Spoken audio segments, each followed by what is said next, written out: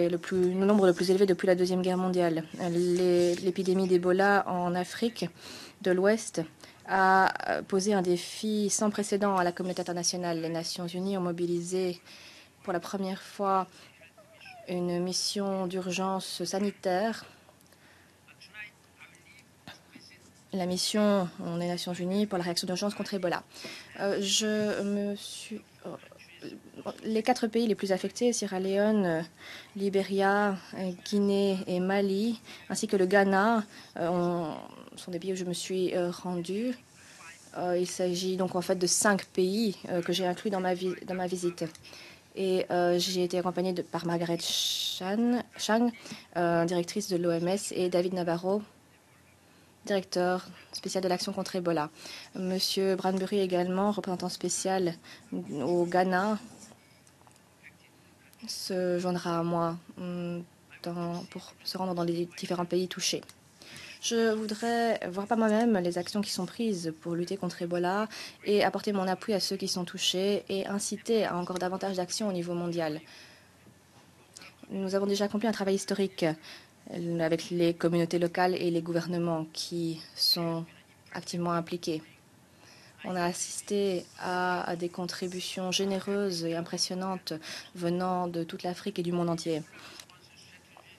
La stratégie de réaction contre Ebola fonctionne et nous sommes en train d'en observer les résultats. Mais le moment n'est pas venu de nous reposer sur nos lauriers. Tant qu'il y a encore un seul cas d'Ebola existant, il reste un risque et nous devons donc déployer tous les efforts possibles pour en arriver à zéro. Dans un même temps, nous continuons d'être à court de ressources humaines également plus que jamais. Ebola continue de faire monter les prix des denrées alimentaires, empêche les enfants d'aller à l'école et détourne d'autres ressources. Tout d'abord, outre le fait que vous vouliez voir la réponse sur le terrain par rapport à l'Ebola, avez-vous des bonnes nouvelles à partager? Des personnes qui attendent une seule chose, des vaccins. L'objectif principal de ma visite est très clair et saute aux yeux. Je voulais simplement faire part de toute ma solidarité au nom des Nations Unies, au nom de toute la communauté internationale. Des gens sont morts sans bénéficier de beaucoup d'aide et c'est pourquoi les Nations Unies se sont mobilisées d'une manière sans précédent sur le plan financier et sur le plan de la logistique.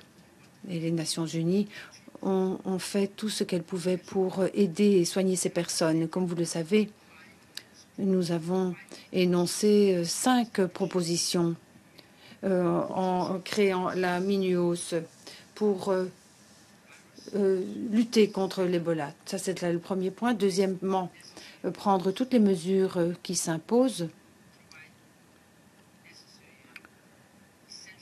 pour assurer les services de base. Ensuite, conserver la stabilité du pays sur le plan politique et économique, empêcher d'autres flambées de cette maladie. Toutes ces propositions ont été formulées. Notre stratégie a été mise en place à certains endroits et nous voyons les résultats. Nous voyons que l'épidémie est en baisse là où la stratégie a été mise en œuvre de manière adéquate. Mais il ne faut pas reposer sur ses lauriers. Il est clair qu'il faut lutter jusqu'à ce que la dernière personne soit guérie. C'est notre objectif et c'est pourquoi je vais me rendre dans cette région. Je vais rencontrer les dirigeants des 5 pays concernés. Je vais rencontrer notre personnel de la MINUOS dans ces 5 pays. Je vais tenter de visiter certaines installations de soins fournis par les États-Unis, le Royaume-Uni, la France, d'autres centres de traitement locaux. Je vais également rencontrer le personnel des Nations Unies afin de montrer mon appui. Ensuite, je vais parler avec les États membres pour voir ce qu'il faut faire. Comme je l'ai dit, nous avons besoin de plus d'aide et d'appui sur le plan logistique et financier.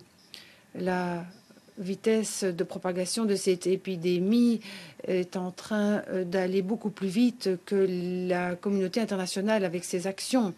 J'aurai l'occasion de vous rencontrer lorsque je reviendrai et je vous ferai un exposé en me basant sur ce que j'aurai vu et je vais